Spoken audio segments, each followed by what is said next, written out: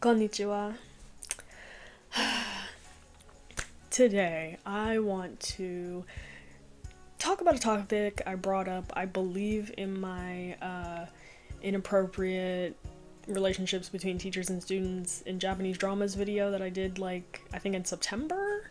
I brought up how, Japan likes to really make a lot of media around many different tropes, including inappropriate relationships between siblings trope. Japan has a abundance of this one, just like with the teacher and student relationships. And just like the teacher and student relationships one, these inappropriate relationships are usually rewarded by the end of it. And I don't know why. And I'm not a researcher, and I'm not doing this deep dive research onto why this trope is so prominent in Japanese media to this day. I mean, it's a taboo, which makes it desirable to some people. Maybe there's historical connotations there. Regardless, this trope is very much frowned upon, obviously, and this is not something that is acceptable to do in the real world and should stay in fiction, preferably on the pages of a book and not on TV. But anywho, now, even though Japan has an abundance of inappropriate relationships between sibling dramas, the one that always comes to my mind first has to be, this has such a questionable English title, My Brother Loves Me Too Much. I don't even know why this is the first one that comes to my head. Maybe that also has something to do with the actor, the main actor that plays the character Haruka. What's his name? I'm gonna butcher this. He has a difficult Japanese name for me to pronounce. Kadayose Ryota. Ryota is, I think he's an idol as well, but he does a lot of acting, and he tends to play roles where he is in some sort of an inappropriate romantic relationship. I don't know what that is, because there's also this movie that he's in that he did a couple years ago. What's it called? Kiss Me at the Stroke of Midnight. And I watched that one too, thinking it was gonna be a cute love story. The character he plays, right, is an actor and a singer or whatever, and he gets involved with this high school girl somehow. And guess how that one ends? Happily ever after. Correct. And so that's, I think, why these tropes are so interesting to me, specifically when they are done in Japan. Because Japan always has an abundance of them, and they always end happy. Not always, but I would say a good majority of them do. I think that's my biggest problem with these tropes, is that they are always showed to be desirable, and there's never any consequences in the end.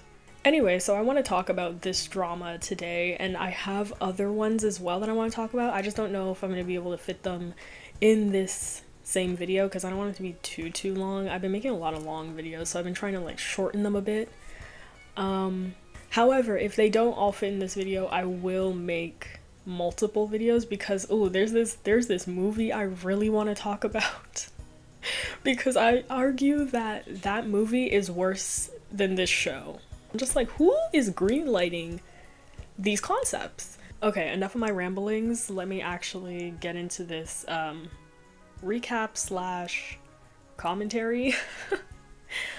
But let's start with the synopsis. So, Seroka, our main character, is a high school girl who's never had a boyfriend, and she's kind of boy crazy. However, after being rejected for years, suddenly several male suitors are now fighting for her attention.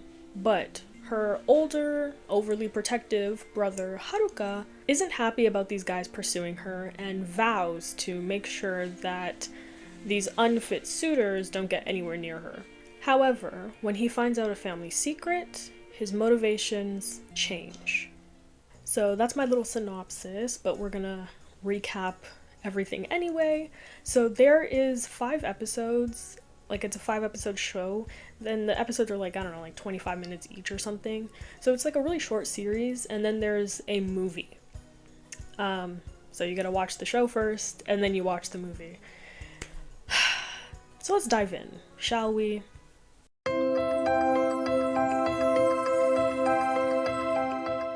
So we kick things off with our main girl, Saruka, and she's confessing her feelings to some guy, but she ultimately ends up getting rejected, which will make her 12th rejection. 12th!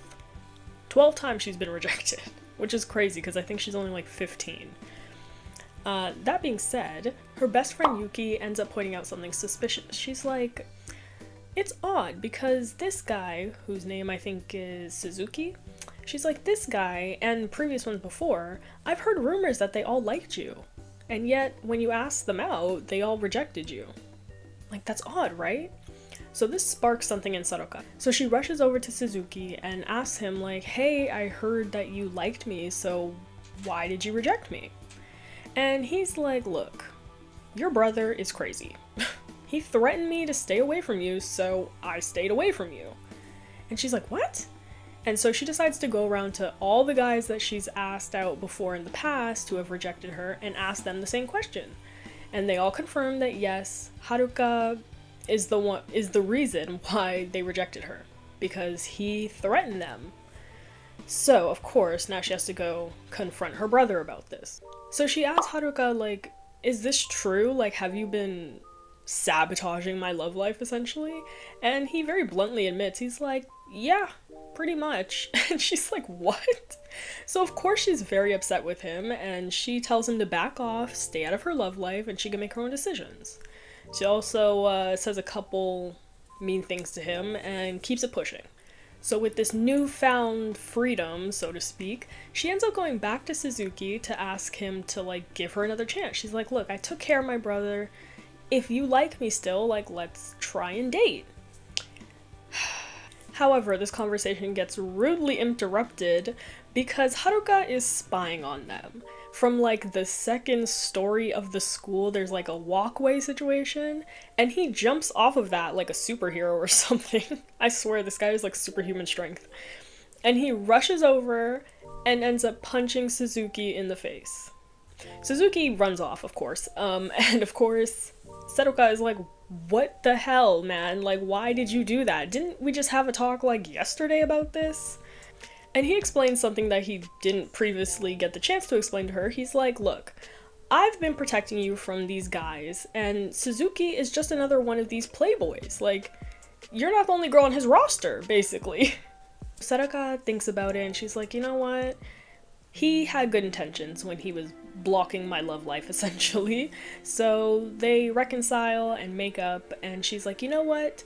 To make up for all the mean things I said, I'm going to treat you to some donuts, because there's like a new donut shop that opened up, whatever. So after school, they go to the donut shop, and as they're waiting in this long lineup, Saruka notices a dog like running away without an owner. So she goes over and evidently saves it from being crushed by a bicycle. And in perfect shoujo fashion, as soon as she saves the dog, she looks up and sees this self-absorbed pretty boy walking towards her. It's giving pretty boy swag.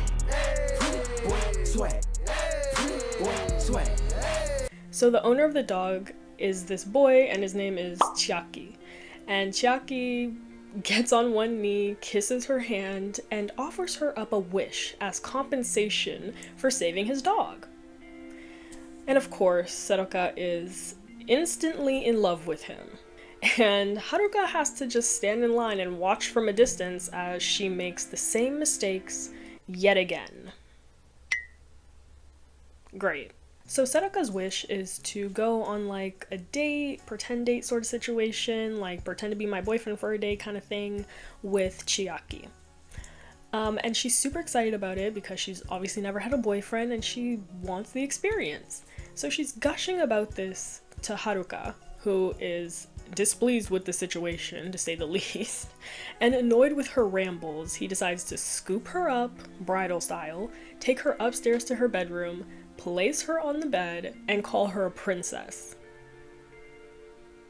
This, of course, makes her heart skip a beat, which completely proves Haruka's point that she falls in love too easily. So Saruka goes on her date with Chiaki. They go to like the aquarium or whatever, and it's cute, and they both have a lot of fun. So much so that playboy Chiaki actually is like, you know what? I like you, Saruka, and I want to keep seeing you. So, you know, he wants to keep dating her, which is super exciting for her because, again, this is a first. However, another man is about to enter the chat. Takane, a doctor, who also happens to be Haruka's old rival, who just happens to be Seroka's first love. Then we get a flashback to Seroka's first ever confession. She looks to be about, 5 to 7 years old, and she's confessing to none other than Takane. Now, Takane is the first and only guy to reject her without Haruka's interference. And this also seems to be the origin of why Haruka started to interfere in Seroka's love life in the first place, because she got her heart broken at such a young age by Takane. And Haruka just couldn't see that ever again. He couldn't see his little sister be heartbroken, so he decided to take matters into his own hands. Back to the present, Takane is back in town, and he literally pulls up to Seroka's school. And when I say pulls up, I mean like onto the campus, not in the parking lot or anything like that. In his bright yellow convertible, very flashy, which of course catches everybody's attention. And he just whisks her away in his car. Now, after not seeing Seroka for what seems like a very long time, the first things he has to say to her is that she has gotten fat, ugly, and old. Mind you, she's like 15 or 16. I don't see the appeal, but apparently he's charming to her.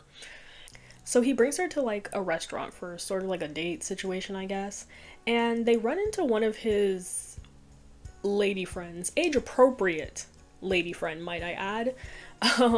And I guess to kind of get rid of her or whatever, he introduces Seroka as his fiance, which obviously makes this woman annoyed. And so this woman decides to say, well, I taught him everything he knows.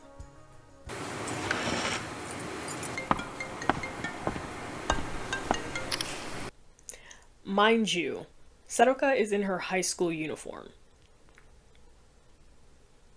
Ma'am, you are competing with a child right now. It's embarrassing.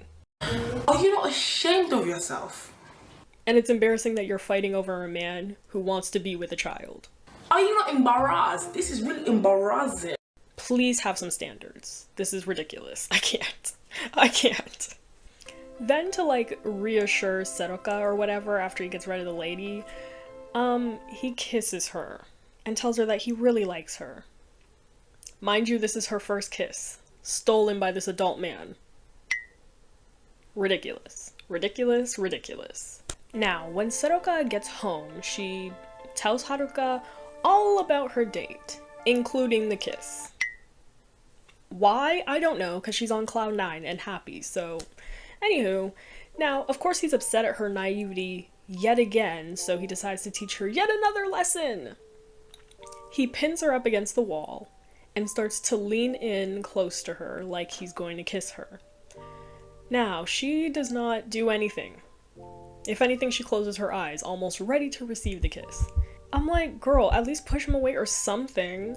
Anyway, of course he doesn't actually kiss her. He stops, and I think he like flicks her forehead and calls her an idiot. Which, honestly, a little bit valid. A little bit valid.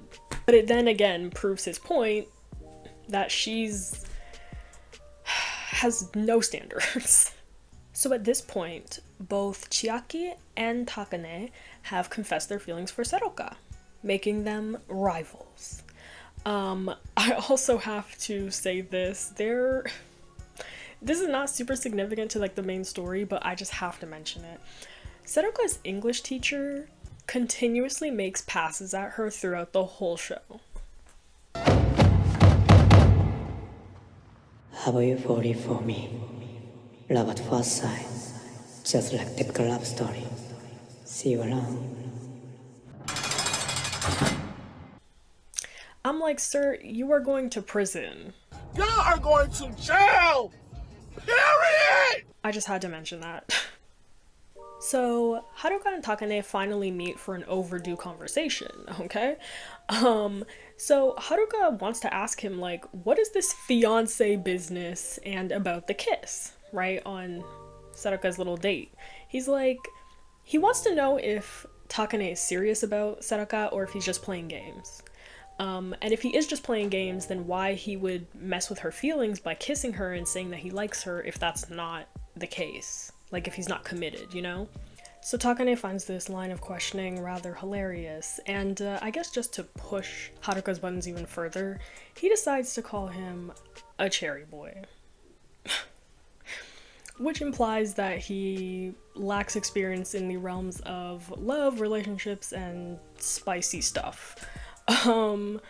Which I'm like, he's like 16 or something. Like, anyway, to go off of that, Takane then is like, you know what, Haruka, I know why you interfere with Saruka's love life so often. He's like, it's because you love her. And in fact, she's your first love.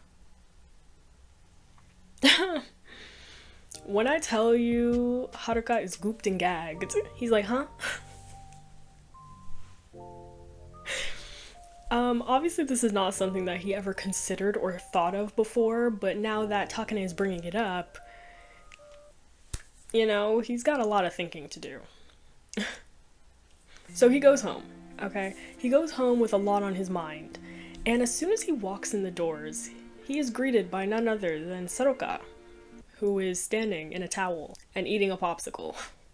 No artificial sweeteners, he gon' eat it up till his teeth hurt. I don't need a man for no dessert, I got popsicles in my freezer. Needless to say, that scene, that transition scene, diabolical. Who thought that was a good idea? So the next day at school, Haruka has like a little accident, okay? He falls down the stairs. He falls down the stairs trying to save Saruka's friend Kurimitsu, who trips or whatever. Side note, I'm not really going to mention Saruka's friends ever again, but I do want to bring up the fact that Kurimitsu and Yuki are Saruka's only friends, okay? They're her two best friends. And Kurimitsu is the younger brother of Takane. And Yuki is the younger sister of Chiaki. So the two guys that she's actively dating are her best friend's older brothers. Okay, my apologies, Miss Girl. That being said, it lands both Kurimitsu and Haruka in the hospital. Not just any hospital, of course, because that would be too easy. Of course it is the hospital that Takane works at. And he doesn't just work there, I believe he's like the chairman or something of the hospital. Like, I think it like is in his family or something like that.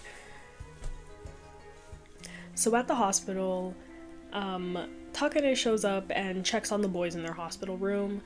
Saruka has been taking great care of them or whatever, because of course she's there in place of their parents, who are never around. And so Takane comes in and he basically is like, so why'd you fall? Is it because you got love on the brain?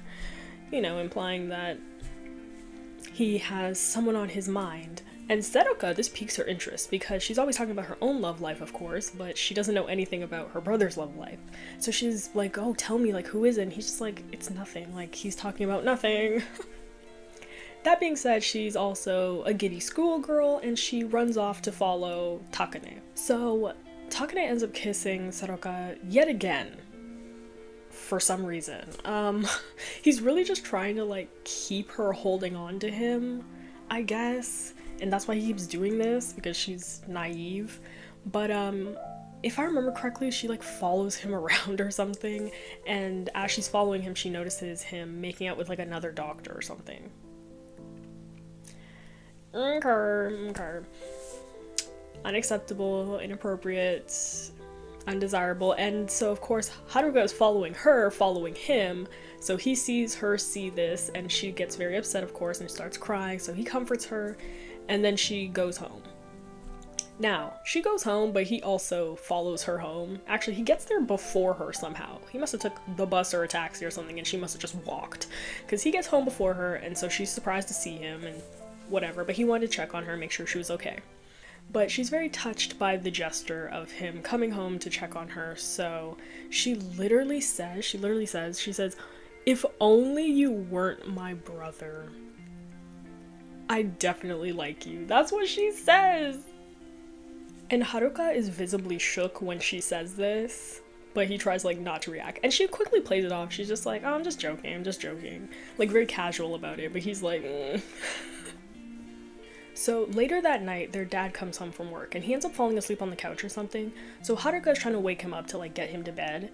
And he notices his phone fall on the floor and he sees a text or a string of text messages or whatever. I guess the dad likes to drunk text whoever it was, talking about how his daughter hates him and maybe it's because she's adopted or something like that. And so of course, Haruka's like, adopted? What?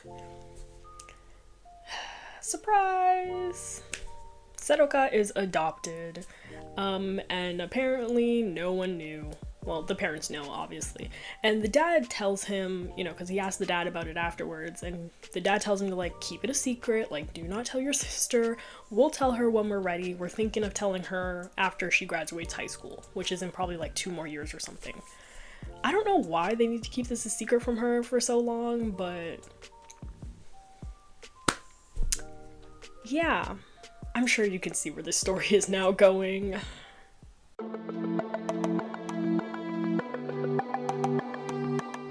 So now we're on to the movie, and we open with Seroka on the bus going to school, and Suzuki, the guy that she confessed to at the beginning, right, is also on the bus, and he gets up and he's gonna like go over and talk to her until Haruka out of nowhere rides up beside the bus on his bike and starts like kicking the bus with his superhuman strength, and the bus is like shaking back and forth. I love this scene. It's just so entertaining to me. So obviously Suzuki, he backs off immediately because, I mean, her brother's scary and he clearly has superhuman strength or something, so I wouldn't mess with her either. That being said, when they get to school, Seroka scolds him for being, you know, interfering again in her life, right? She's like, I got this. I don't need you to interfere or whatever. But what's really on her mind is the fact that both Chiaki and Takane have confessed their feelings for her. Like, she got 2 boys on the roster. And so that's on her mind, and so she's distracted. So she takes a tumble. Lots of falling down the stairs in this show. Luckily, or maybe not so luckily, she is saved and caught by the English teacher. All the girls swoon and they're jealous of her because he carries her bridal style to like the infirmary to make sure she's okay or whatever. And I'm just like, look, this is just my opinion, but I just do not see the appeal of this man in the slightest. I really don't. Now, what I call the watermelon scene. This scene to me is like the scene in the show that I think about. Like, this is a scene that would just be adorable and like playful if they weren't siblings. It angers me. Anyway, let me tell you about it. So, she gets home after school and she's sitting in her backyard eating a slice of watermelon. Side note, because I have not mentioned this yet, their house is literally beautiful. It's like a few meters from the ocean. It looks out into this like vast water. Like, it's just so it looks so serene and peaceful. I don't know where this was filmed. Like, I don't know. I'm like, was this from like Wakayama or something? I don't know. It looks beautiful though. That's not the point. So she's sitting and she's eating a piece of watermelon, and Haruka comes out to ask her about what he heard at school today, aka her falling down the stairs and then getting carried bridal style by the English teacher, or as he puts it, the English-speaking guy.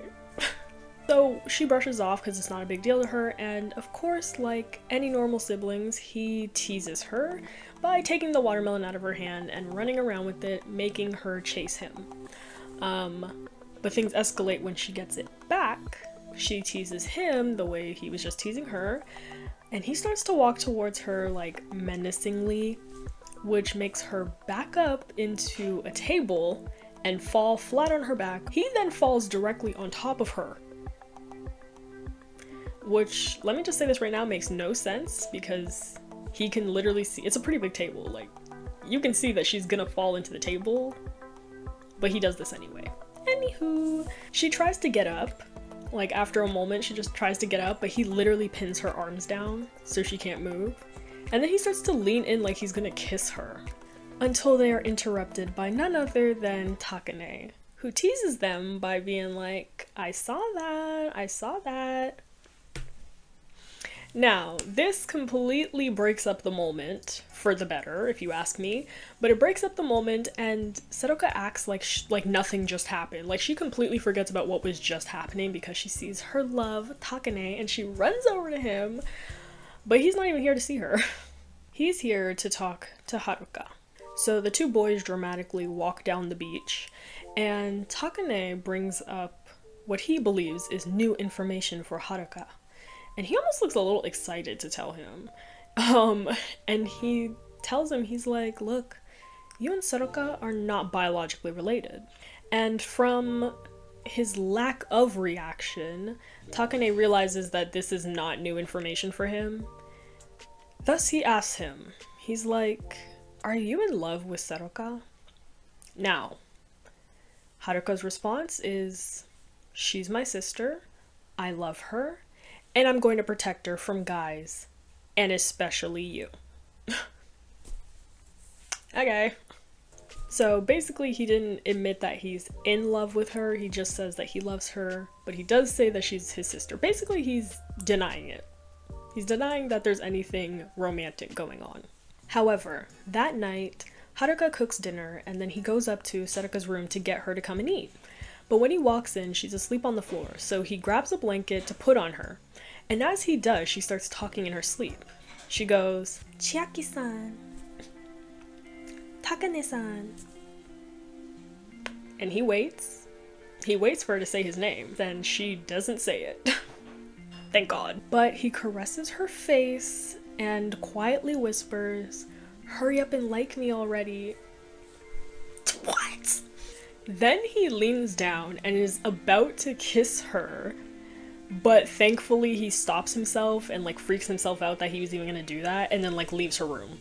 The next day at school, Seroka is in English class and she's like zoning out or whatever, and the English teacher takes notice of this and thinks it's a good opportunity to go over to her, and I think he's like leaving the school soon or whatever, and like is announcing that to the class, and so he walks over to her and says, be a good girl until we are no longer teacher and student. You are going to jail. Period! So there's a festival coming up, and Seroka gets invited by both Chiaki and Takane to like go with them to the festival. Haruka obviously doesn't like this because he doesn't trust either of those guys, and so he's like, I will be accompanying you on this. So it's basically a group date at this point.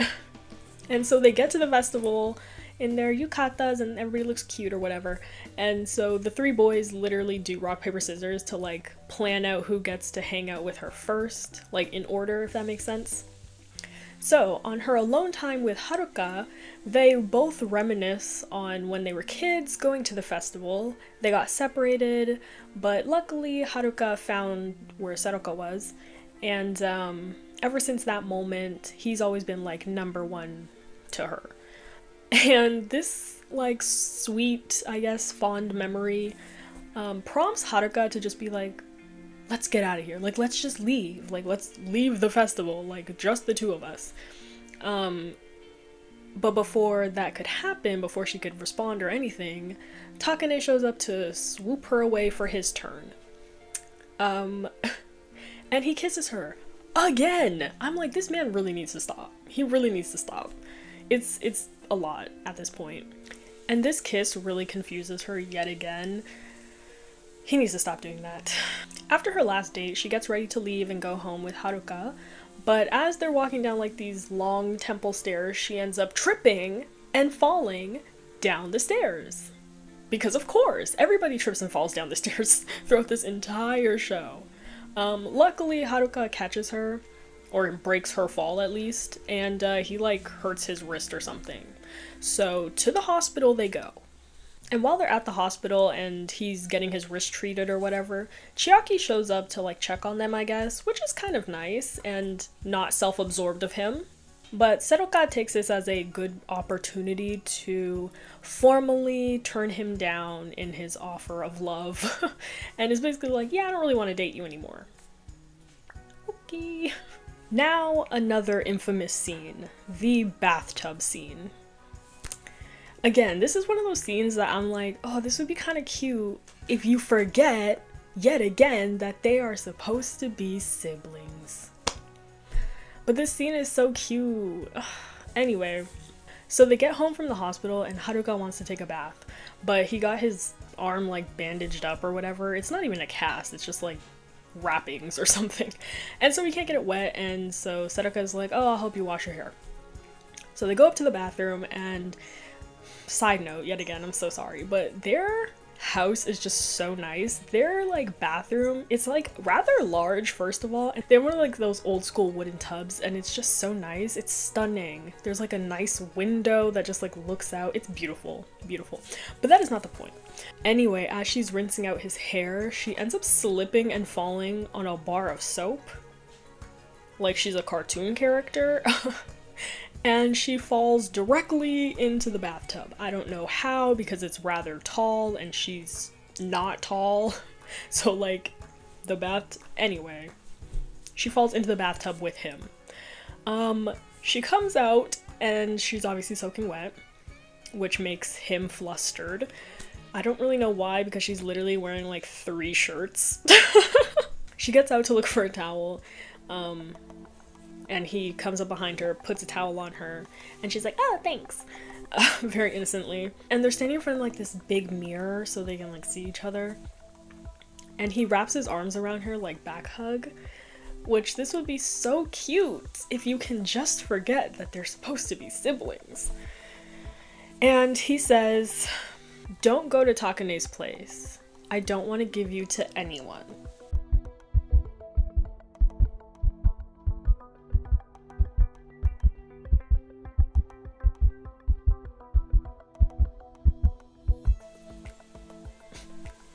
Mind you, he does this and she still has no idea that they are not related.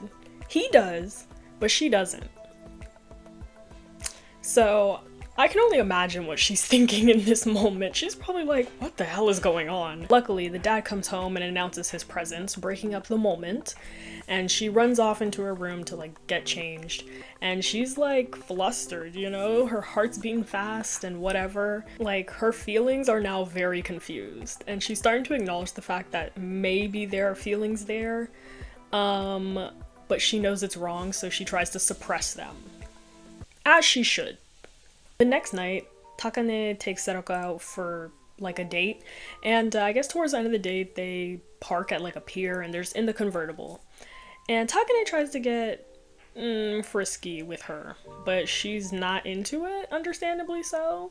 She kind of wants to take things slowly in their relationship. But he's annoyed, and he's annoyed that she doesn't want to get frisky, and he's also annoyed that she's been distracted the whole time. Which is understandable because she got a lot on her mind since the whole bathtub situation. And very childish-like, he's like, are you thinking about Haruka? Like, are you comparing me to him? And she's like, what? Because that's so out of the blue for her. She's like, what are you talking about? Because it's not like Takane knows what happened in the bathtub or anything, so she's just like, what? And then he plays the whole, like, what if he wasn't your brother? And she's like, but he is. And he's like, yeah, but what if he wasn't? Like, how would you feel about him then? And she's like, but he is my brother.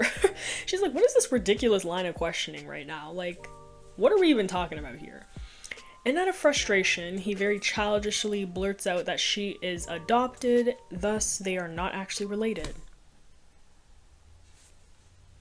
Not his place at all.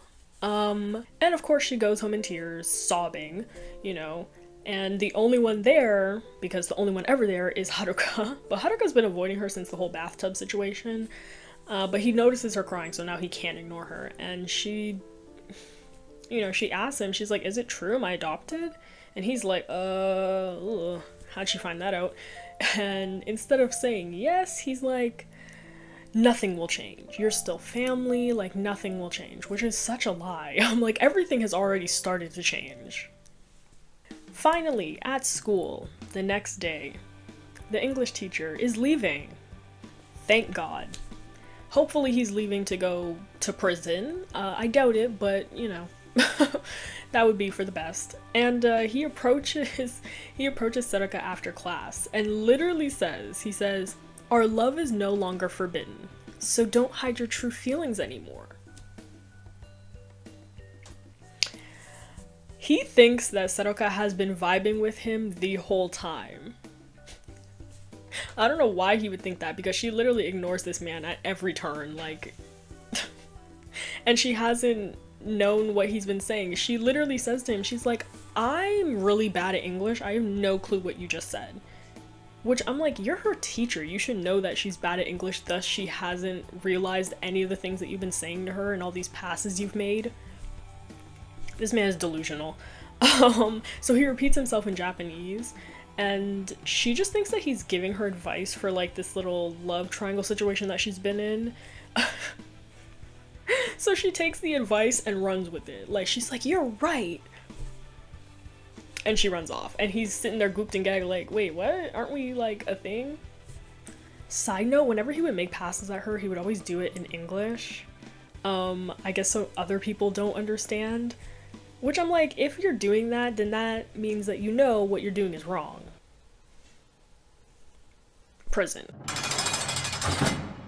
Anyway, so Saruka is in a rush and she needs to go and find Takane. So she borrows Kurimitsu's bike and she goes to a church. I guess that's where they're gonna meet, right? So she goes to this church and she runs in there and she sees Takane with Haruka. And they're talking, they're having a heated discussion. So she hides behind like one of the pillars. And Haruka is confronting, you know, Takane. He's like, "Why did you tell Saruka that she was adopted?" Like, that was not your place to tell her. You shouldn't have told her. And why would you tell her that when I've literally been letting you date her? Like, you have no reason to break her heart or anything. Like, you know what I'm saying? Like, you're getting what you want to date her, so why would you even do this? He's confused. Basically, he's like, "I've had enough of your antics, Takane. Like, I'm not gonna be dealing with it anymore. I will not allow you to date her, and on top of that, I'm going to steal her away from you." Basically, he's like, "I'm gonna try and make her like me so that she doesn't like you." Now, in this moment, Takane smirks, and he tells Saruka, who he knows is hiding behind the pillar, to come out of hiding after Haruka says all that. Haruka, of course, is gooped and gagged, because he's like, what? Because she's not supposed to be there. So she reluctantly comes out behind the pillar, and she walks over to them. And that's when Takane breaks up with her. Takane's like, "Yeah, things aren't working out, we're over." And he does this sort of jokingly, but he does it because he knows that she's actually there to break up with him. And because he knows this and he doesn't get broken up with, he breaks up with her first. To keep his pride, I guess. I don't know. And after that, Takane leaves for the two of them to talk, which is now going to be very awkward because Haruka sort of confessed his feelings. So Haruka has no choice but to now formally confess his feelings, and he tells her that he's planning to win her over and that he hopes that she will, hurry up and like him back. And she's confused. She's like, "What?" She's like, "I already do like you. Like, I came here to break up with Takane. Like, that's why I'm here." And he's like, "Wait, what?" So happy that the feelings are mutual, he can't control his excitement and he picks her up and spins her around and they share their first kiss. Which is honestly really cute, I'm not gonna lie. Again, cute until you remember, oh yeah, they're supposed to be siblings. The whole biologically related thing or not does not matter, okay? Considering that they're of the ripe age of like 17, for their entire lives they grew up as siblings. They thought they were siblings, and now, so they are officially a couple. Great. Her first boyfriend. So now that these two are an official couple, they have to tell their parents, of course, and finally their mother is home from a extremely long business trip. And so their parents are both home. The mom is like divvying up the souvenirs or whatever, and two of them think it's the right time and they kneel on the floor and tell their parents that they are now dating. Initially, I was so excited for the end of this movie because, when I first watched it, because I was like, ooh, this is gonna be so messy when they tell their parents. When I tell you, when they tell their parents, at first they're very shocked. They're like, but then the mom is just like, oh, okay. However, the dad is sitting there gooped and gagged. He's sitting there like, what the? The mom continues to say, she's like, you know, this relationship will definitely work out because I raised you both.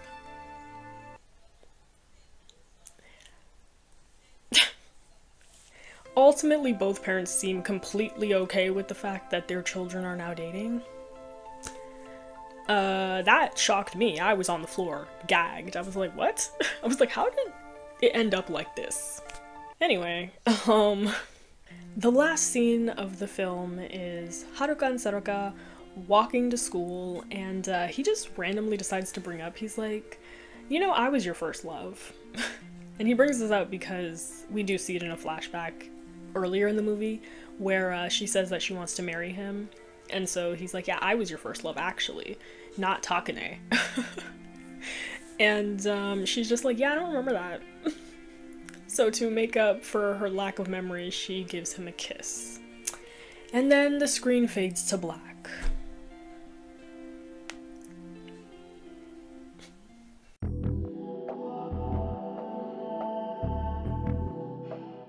This show is an absolute mess. And it really should have stayed on the pages of a manga. It's already bad enough that we have the one trope of them being like siblings. I do this, but they are siblings. Like, blood relation does not matter. If you were raised as such and you didn't know the difference until the age of 17, then you're siblings. End of story. Like, the fact that that doesn't become a factor anymore is crazy to me.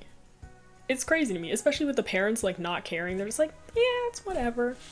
I have so many questions because if you watch the show and the movie, like, you know that everybody at school knows Haruka, they know Saruka, and they know that these two are siblings. Are they just gonna continue going to school like holding hands and making out and stuff? People are gonna be like, what's going on there? Like, it's been 2 years of high school and we've never seen this happen. Like, aren't they siblings? Someone call the police. On top of that, if they are gonna hide their relationship, they're not doing a good job at it, because like the last scene of the movie is them walking to school where like everyone passes on the bus holding hands and kissing. Like, everybody could see that and be like, like the rumor mill is gonna start. On top of that, like, even though they're not biologically related, she was legally adopted, which makes these people her family, which means that in the future, if they ever, because the mom mentions marriage, she's like, oh, when's the wedding? Like, ma'am, they cannot get married. Unless she gets emancipated or something, right? Is emancipated the word? Voila. But I'm just like, I don't understand how the parents don't see anything wrong with it. I really don't. Because if it were me, I'd be like, huh?